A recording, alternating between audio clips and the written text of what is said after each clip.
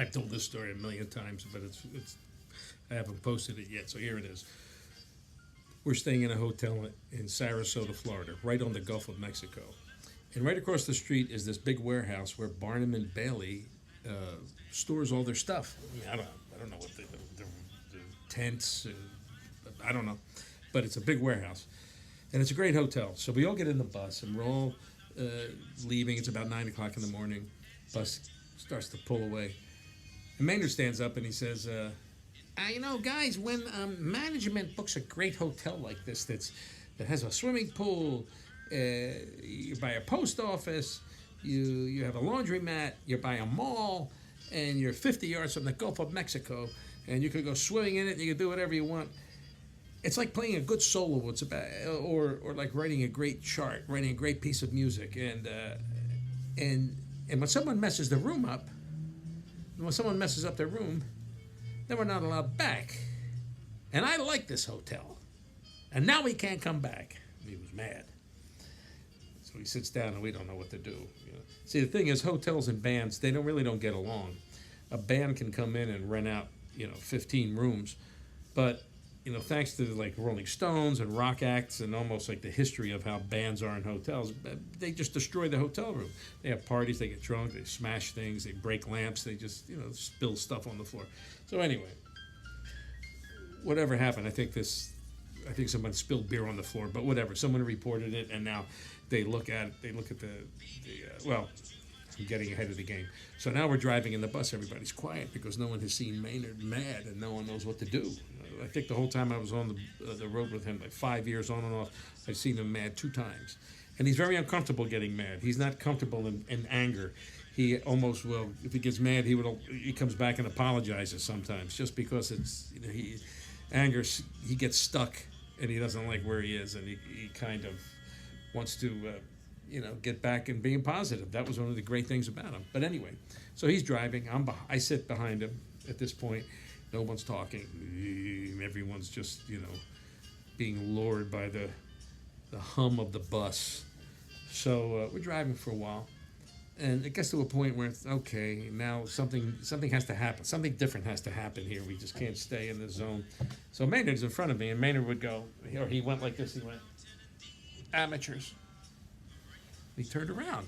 Said, what? What the heck's that? What? I said, boss, are you talking to me, boss?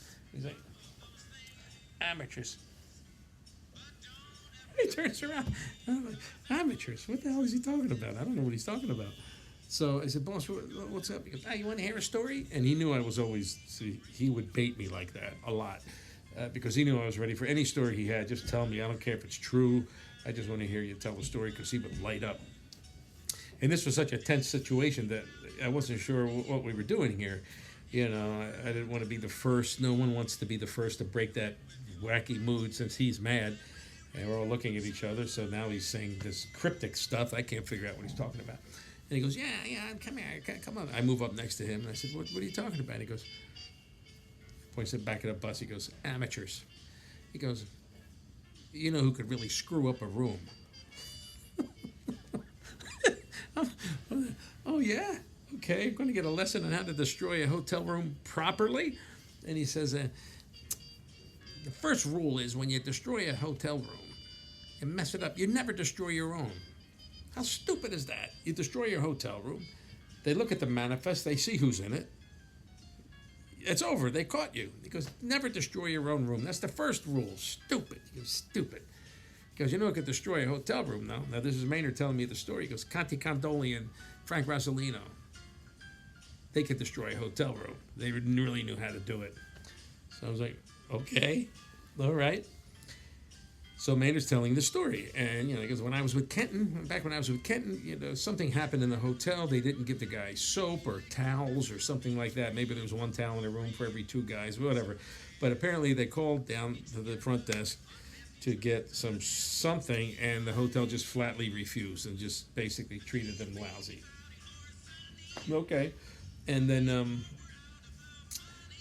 but apparently this goes on. They're there for a couple of days, and it's obvious it's like a war going on. All right. So Frank Rossellino and Conti Condoli, according to the story, because I don't want anybody like posting and saying like, "Oh no, this can't be true." I'm just telling it how Maynard told me, and a lot of guys heard this. This was a great story. We actually asked him to say it, to tell us the story quite a few times, and every time it changed. You know, like little details changed. So who knows what really happened? But it's a great story, especially watching Maynard tell it. That was half the fun. If you can get Maynard to tell a story, that's a story in itself. You just watch it and go, and then another thing, you know, you're watching this guy become so animated, right? So he says that the band that they were bugged. So Frank Rossellino and Connie Condoli got together. One of them went to the hardware store. They bought a caulking gun, and the other one could pick locks. Like they could put the thing in the lock and they do that thing where they pick locks. So they picked the lock of a hotel room where no one was staying in. They went in the bathroom, and with the caulking gun, they caulked up the holes in the sink that drain the water out when the water gets too high. And then they do the same thing in the tub. The tub has a little, at least this tub did. Anyway, they caulked up all the drainage stuff so the water would overflow. They closed the door, and the whole time they're wiping off their fingerprints. They have like a rag and they're wiping the prints off and everything, so you're never going to catch these guys. They close the bathroom door, and then they caulk the bottom of the door, and they caulk the whole door of the bathroom in this room, in this hotel. And the water's running inside. So this water's just going to overflow. The sink's going to overflow in about 10 minutes. The tub's going to overflow probably in about half an hour. And it's just going to keep doing its thing. And then the doors is caulked. And then they wipe their prints off and they go out the door. And they get in the bus and they go. Maynard was saying like no one on the bus even knew that they did that until the bus was like 2 hours away from the place. So it wasn't like anybody could say, "Hey, don't do this." No one knew they did. But think about that. You could be, that room may not be, they may not rent that room for 3-4 days. It was a ground floor room. So nothing's going to leak in a floor below. So this, you could have had 8 feet of water behind this door when whoever rents the room gets in there and opens. Anyway, so we're just thinking about what visual that brings about. You know, we were on the bus, we're like, "Oh my God, that was like a tidal wave." You know, and he started to feel better now because nothing can loosen up a tense situation better than a good story. So this Maynard telling of this story and having us start laughing about it kind of broke the ice of him being mad, and maybe that's one of the reasons the story was so special. It kind of let the air out of the tire a little bit. It was maybe pumped up a little too much PSI. And now we're starting to feel better when they let the air out, and we're all starting to laugh. But he was telling us that story. So he said, you know, they caulked it all up, and could be a week before they rent that damn room. And he's laughing. And then he points to the back of the bus and he goes, "Amateurs. Oh man, how great is that? You know, talk about, you know, because you want to learn how to mess up a room. Do it right. No, don't mess up a room wrong. If you're going to do it right. He was almost more upset that it wasn't done right, because if the room was messed up right, they couldn't have pinned it on the band. Anyway, it's not that we're trying to teach the proper way to destroy a room, but apparently there is a proper way, and I learned, you know, I guess by example. Not that I did it, but oh man, that was such a funny story. That was so great. Frank Rossellino and Conte Condoli. Those are the guys that know how to mess up a room. They'll mess up your room. That's amateur stuff. Oh, man. We never got tired of that one.